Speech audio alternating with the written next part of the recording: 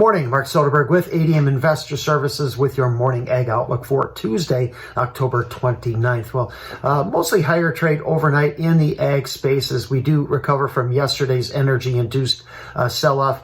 Yesterday's spot crude oil was down over $4 per barrel overnight here. We've seen a little bit of a rebound, currently up 95 cents per barrel.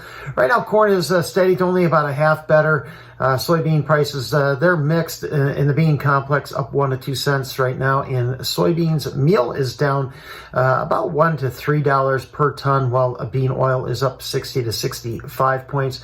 Wheat seems to be the upside leader right now, 3 to 4 better, pretty much across all three classes. Speculative traders, they were modest sellers across the ag space yesterday, extending their short positions in corn, beans, and in wheat, while trimming their long positions a little bit in the soybean products. Corn open interest just continues to climb here, up another 14,000 contracts yesterday. The open interest did drop 23,000 contracts in soybeans, that with the liquidation of the November contract ahead of Thursday's first notice day.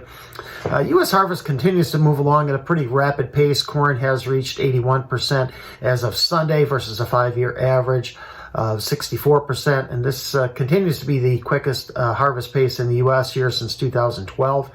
Soybean harvest, that advanced 8% to 89%. That's quickest in 7 years, and also well ahead of its historical average of 78%. Winter wheat plantings, they advanced 7% to 80% complete, just behind the 82% pace from a year ago. Now with emergence over 50%. We did get our first fall crop condition report. It showed only 38% of the crop is in good to excellent condition. That's well below the 47% we saw last year. And it was also well below the range of expectations.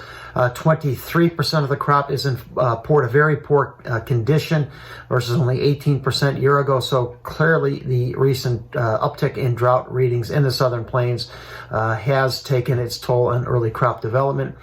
South American weather remains mostly favorable with a good mix of rain and sunshine across central parts of Brazil this week.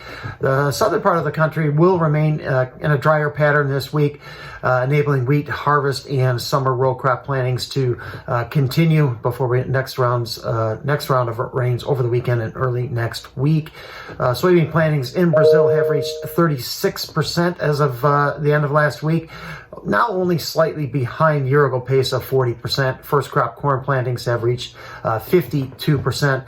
A similar situation in Argentina with recent rains there have helped improve crop prospects significantly. Election day is 1 week away from today, while USDA production and WASDE data is next Friday, the 8th. We do also get some key usage data later this week with EIA's monthly biofuel production capacity and feedstock usage data on Thursday, census soybean crush and corn usage for corn grind for the production of ethanol out on Friday after the close. Corn did bounce off its 50-day moving average and yesterday's low at 410 overnight. We'll see if we get any other additional export announcements today after a small sale yesterday to Japan and also to an unknown buyer. Look for corn to just continue to move sideways here in the 395, 425 type range, leading up to the election and the USDA reports. Still kind of in a big crop, however, big demand type environment. The path for least resistance for soybeans, I think, continues to kind of lean to the downside with a favorable weather in South America. We'll see if we can get some sort of pickup in Chinese demand here on these weaker price action. We're only about 10 to 15 cents away from contract lows, however, and we just kind of rolling sideways here. We did see Egypt push back a large Russian wheat announcement. I think that's what pressured prices here yesterday. So thanks for listening, everyone. Have a great day.